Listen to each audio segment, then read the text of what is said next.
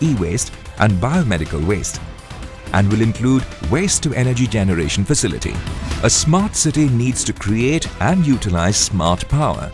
To shape this vision into reality, Dholera will implement smart metering and monitoring to minimize losses and ensure a reliable power supply. Earning the smart tag, Dholera will focus on various forms of renewable energy by utilizing resources like solar and other sustainable modes.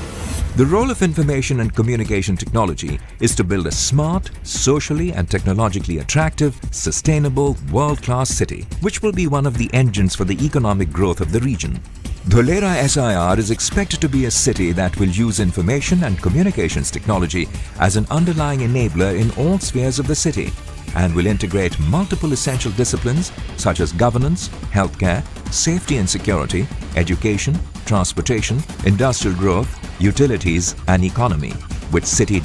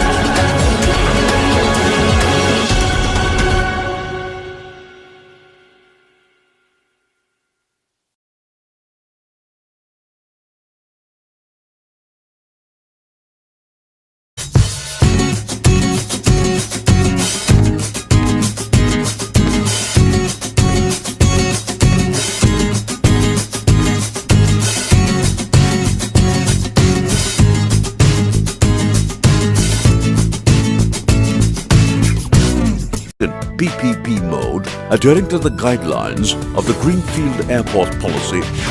DIACL is also planning for an aviation zone and MRO hub in the adjacent government land parcel available, adding components like the use of renewable sources of energy like solar park, implementing green infrastructure and adopting sustainable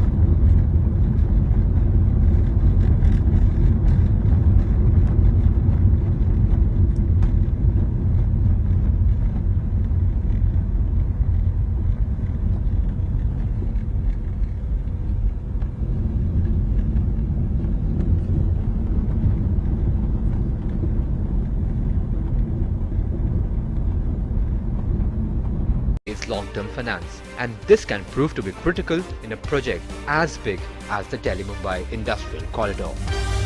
It's a clear problem in the making.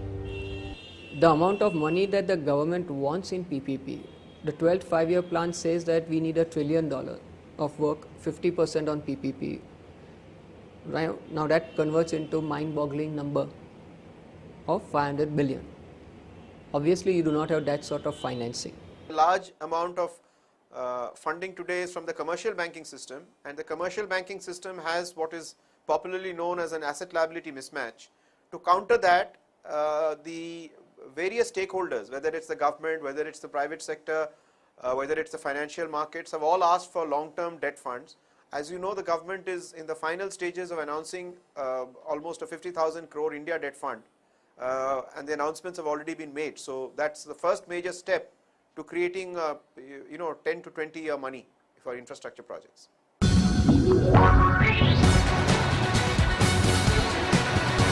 The sheer size of the DMIC project is a challenge in itself. The project passes through 6 states with different political parties at the helm and different ideologies at work. And getting the cooperation of states is a critical factor for the success of the project. So, what is the situation like? There is a general desire among states to do infrastructure, to create new cities. There's a general desire amongst politicians, I think now, and there's a clear realization that you're going to win the next election when you deliver in terms of infrastructure. And the states have been very, very receptive. In fact, we've had a very, very positive response from all the 6 states. And Gujarat perhaps is the best example of this.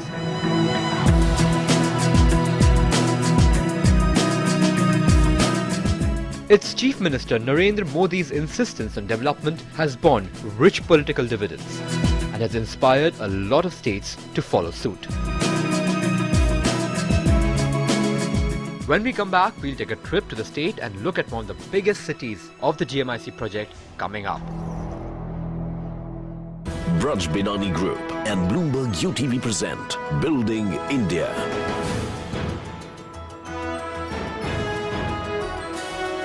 Braj Binani Group and Bloomberg UTV present Building India.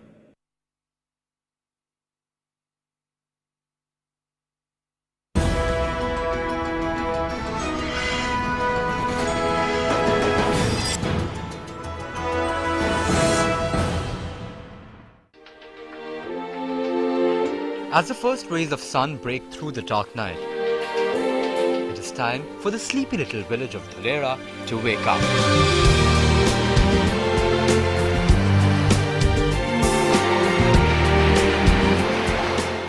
Located